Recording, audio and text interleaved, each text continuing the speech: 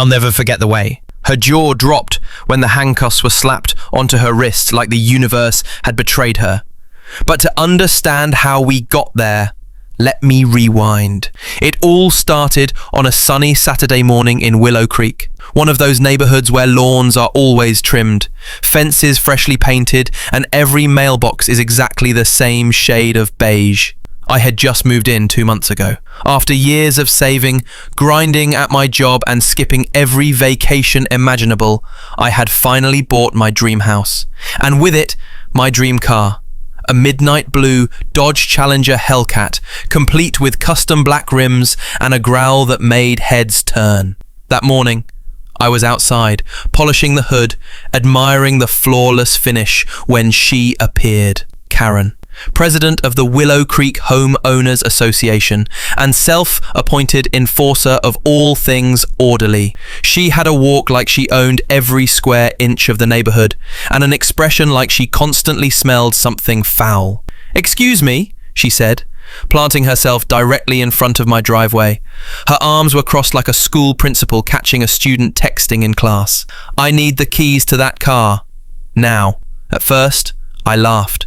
Not because it was funny, but because it was so absurd I genuinely thought she was joking. "Come again?" I asked, wiping my hands on a rag. "That car," she said sharply, pointing a perfectly manicured finger at my Hellcat. "It belongs to my nephew.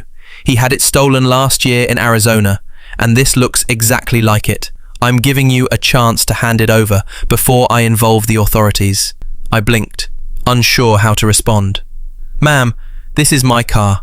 I bought it brand new last summer. I have all the paperwork. It's registered in my name." Her eyes narrowed and she tilted her head slightly. "You expect me to believe that a car like that belongs to someone like you? I know your kind, always flashing things that don't belong to you."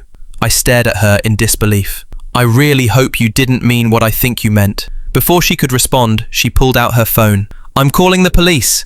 Grand theft auto. I hope you're ready for jail time." I sighed, already pulling out my own phone. "Fine by me. I've got nothing to hide." She looked smug, like she'd already won. The police arrived in less than 10 minutes. 2 squad cars, lights flashing, sirens blaring. Neighbors peeked through curtains.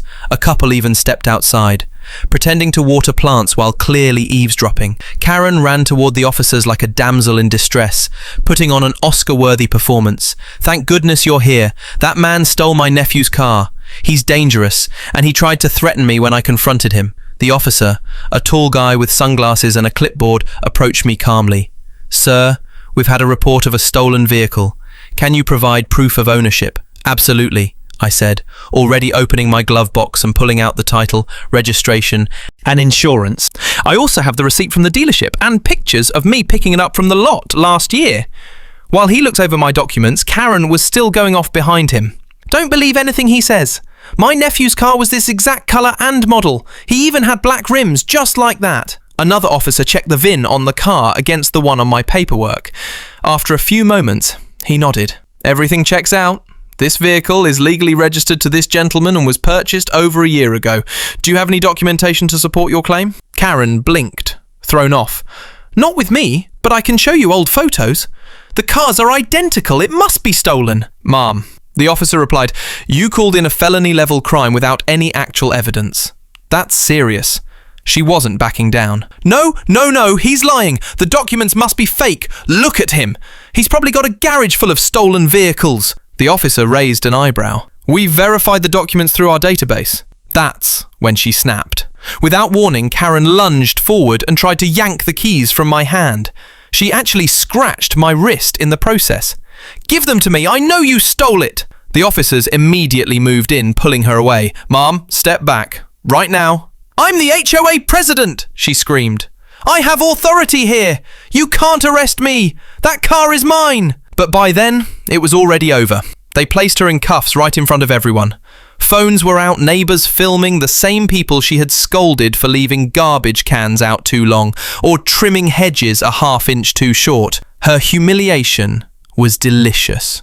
She was charged with filing a false police report, attempted assault, and interfering with a police investigation. And when I showed the officers my new Ring doorbell footage of her standing in my driveway the previous night, holding a flashlight, peering into my windows, the case got worse. Turned out this wasn't her first incident. A background check showed multiple complaints over the years: harassment, intimidation, even an incident where she keyed someone's car for violating aesthetic standards. Within a week, the HOA board held an emergency meeting and unanimously voted to remove her as president. The local newspaper picked up the story. HOA president arrested after mistaken car theft accusation, and it went viral in the community Facebook group. Her employer, a property management company, suspended her pending an internal review. Eventually, they fired her for bringing public embarrassment to their name. At her court hearing, her lawyer tried to spin the whole thing as a misunderstanding, emotional distress over a recent family loss, but the judge wasn't having it. She was sentenced to 90 days in county jail, a year of probation, mandatory anger management, and ordered to pay restitution for legal fees. On top of that, she had to write a public apology to the entire neighborhood, which was posted hilariously on the same community bulletin where she once posted, "HOA violations, I still live in Willow Creek. The car still in my driveway, freshly waxed and beautiful as ever, and Karen." She moved out 3 weeks after her sentence ended. No one knows where she went. But sometimes when I hear a particularly angry goose honk on a quiet morning, I smile and think of her. Because the roar of my Hellcat isn't just the sound of horsepower anymore. It's the sound of justice. If you enjoyed this story, don't forget to hit that like button. It really helps the channel grow. Drop a comment below and let me know what you would have done in my place. And if you love crazy hoax stories like this one, make sure to subscribe and turn on notifications because there's plenty more coming your way. Thanks for watching, and remember, stay sharp, stay free, and always stand your ground.